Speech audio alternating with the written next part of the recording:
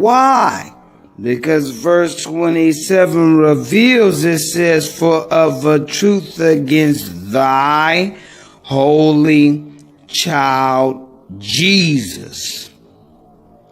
So the one who spake this psalm, according to these verses, is the Father.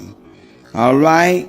So now we're going to go to Psalm 2, and we're going to get the context of that psalm, and we're going to go to that